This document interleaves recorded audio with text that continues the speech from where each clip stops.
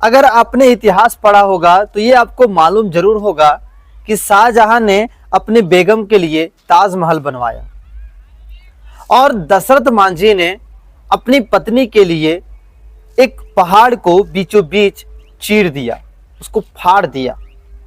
ये आपने इतिहास में पढ़ा होगा। आज कुछ ऐसा ही एक लड़के ने किया। वह अपनी प्रेमिका को पास कराने के लिए झारखंड बोर्ड में जो चल रही परीक्षा है उसका पेपर लीक कर दिया। ये बात सुनकर आपको हैरानी होगी, लेकिन बात बिल्कुल सही है। झारखंड में जो पेपर लीक हुआ था, हिंदी और विज्ञान का जो पेपर लीक हुआ था, उसके पीछे एक लड़के का हाथ है। उस लड़के का नाम है कमलेश कुमार, जो गिरिडीह का रहने वाला है।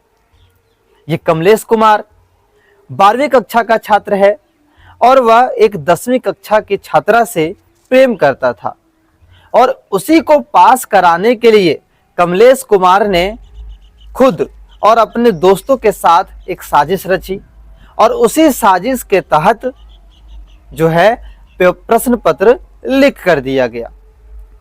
सबसे पहले उन्होंने चोरी की और उसको फिर बाद में बेचा पैसा कमाने के लिए। अब ये प्रश्न पत्र लीक कैसे हुआ, इसके बारे में मैं बताता हूं। बात यह है कि जब रांची से प्रश्न पत्र अलग अलग जिलों में पहुंचा, गिरिडीह में 7 फरवरी 2025 को प्रश्न पत्र पहुंचा। अब उसको अनलोड किया जाना था। अनलोड करने के लिए मजदूरों की आवश्यकता थी। शायद किसी न किसी मजदूर का जो समूह होगा वो ठेका लिया होगा या कोई एजेंसी ठेका लिया होगा उसको अनलोड करने का। उसी में मजदूर के रूप में ये सारे छात्र जो कमलेश कुमार है, कमलेश कुमार के और भी जो साथी है, सब ने मिल करके मजदूर के रूप में जो पेपर था उसको अनलोड करने का काम किया। यानी कि वो अनलोड करके स्ट्रांग रूम में उसको रख रहे थे। इसी क्रम में कमलेश कुमार ने हिंदी और साइंस यानी विज्ञान के जो पेपर थे उसके 10-10 बंडल जो है वो बाहर निकाल लिए और यहीं से पेपर लीक का मामला शुरू हुआ। फिर उन्होंने नज़दीकी कैफे में जाकर के पीडीएफ बनाया और उस पीडीएफ को अपने प्रेमिका को भेजा। प्रेमिका को भेजने के बाद अलग अलग व्हाट्सएप जो ग्रुप था, टेलीग्राम ग्रुप था, सोशल मीडिया के जो भी साधन थे उससे उसको वायरल करना शुरू कर दिया। किस लिए? पैसा कमाने के लिए। जिसको भी वो पीडीएफ दिया जा रहा था उससे पैसा लिया जा रहा था।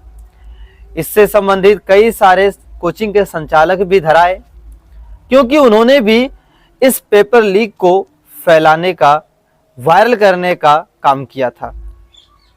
अब कोडरमा जिला में एक कोचिंग संचालक जो मरकच्चों के थे, उसको भी ये पेपर दिया गया और कोडरमा में भी पेपर लीक हुआ।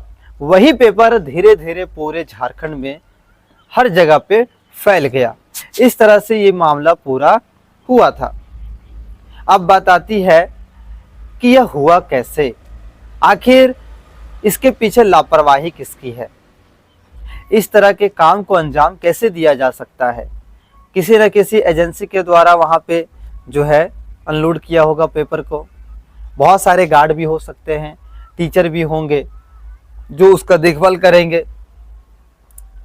आखिर उनके उपस्थिति में इस तरह का काम कैसे हुआ, इसका जवाबदेही किसके ऊपर जाता है? जो वहाँ के गार्ड होंगे और भी जो टीचर वगैरह जो होंगे, संरक्षक, उसी के ऊपर जाएगा। आखिर उनसे इतनी बड़ी लापरवाही कैसे हो सकती है? हो सकता है कि वे लोग भी इससे मिले हो या साजिश के तहत जो है पेपर को लीक कराया गया हो। इस तरह की हरकत जो है करने वाले को जल्द से जल्द सजा होनी चाहिए, ताकि आइंदा कभी भी कोई भी अधिकारी हो, छात्र हो, शिक्षक हो, कोई भी इस तरह के कार्य को करने से पहले 10 बार सोचे। आज के लिए इतना ही, फिर मिलेंगे अगले वीडियो में।